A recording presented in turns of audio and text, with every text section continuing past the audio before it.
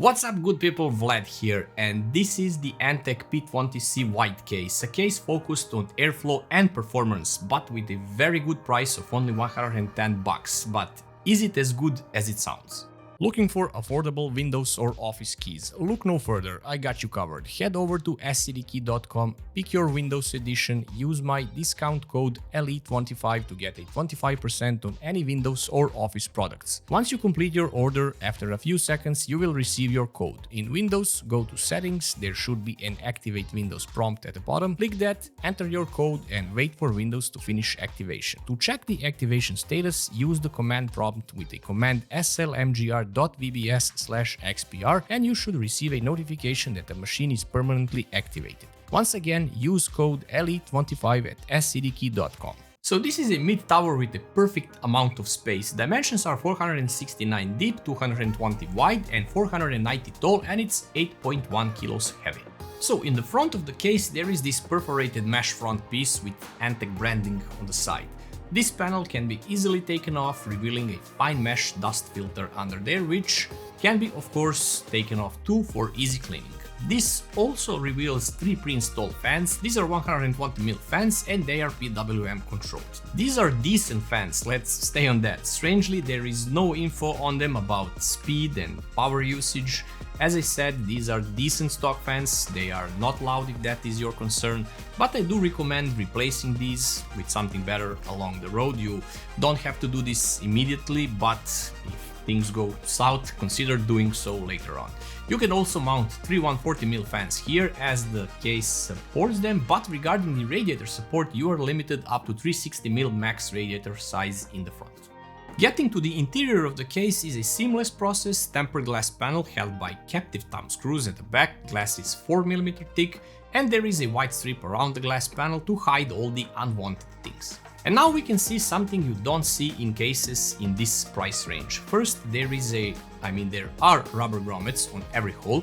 Motherboard support is up to extended ATX, as you can see by the additional set of rubber grommets for extended boards.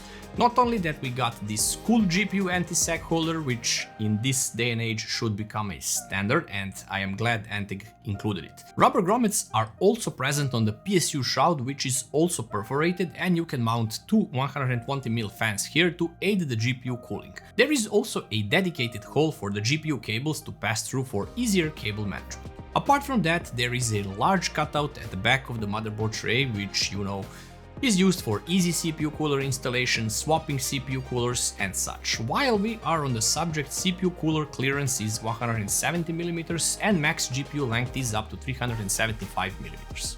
At the rear there is a place for one 120mm fan with about 10mm or so space available for movement of the fan up or down.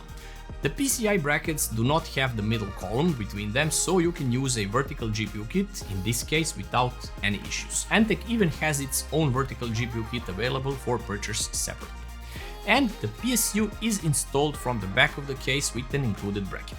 Up top there is an already familiar right-sided I/O panel, traditional for Antec cases, and it includes a power button, reset button, LED indicators for power and HDD activity, 2 USB 3.0 ports, separate headphone and mic jacks, and USB-C port of course.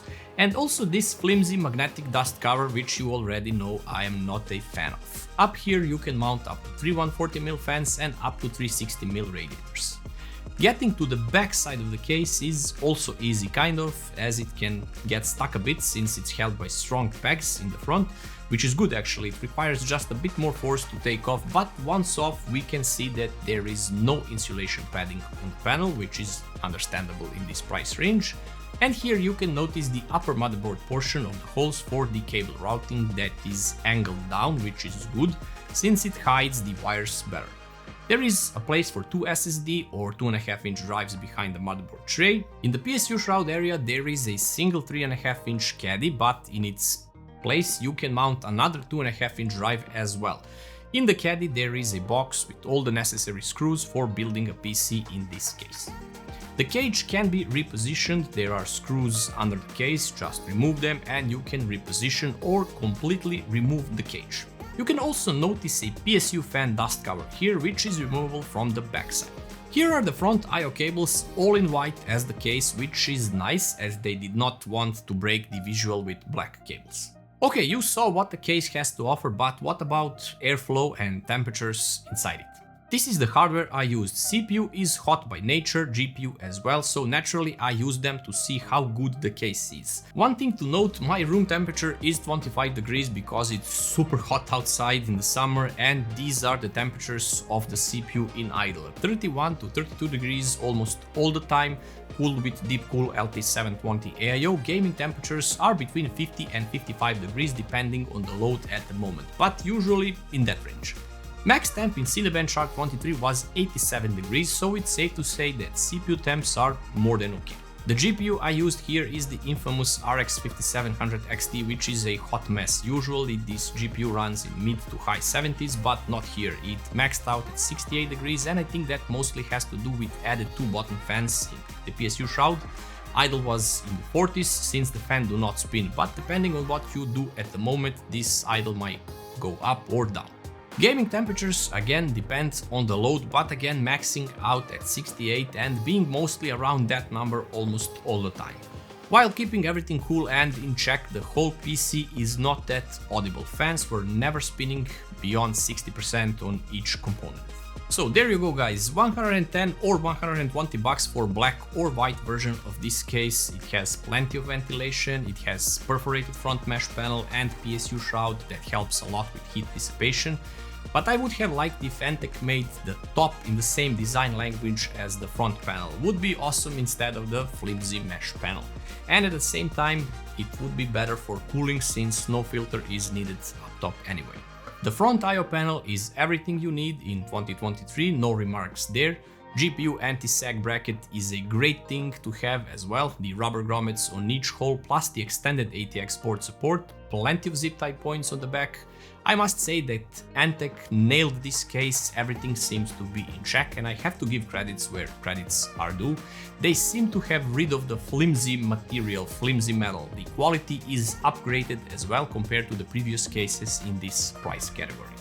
If it were up to me, I would have included the Storm 120 fans in the front and at least one more at the back, since the included fans are okay, but if you want something better along the way, consider replacing them. A fan hub wouldn't hurt either, but let's not be greedy here, okay? It's a great case overall. Thanks for watching guys, subscribe to the channel if you like the content, check the build I did in this case. This video was released several days ago and it's a super cool build, one of my favorites so far. Enjoy and I'll see you in the next one.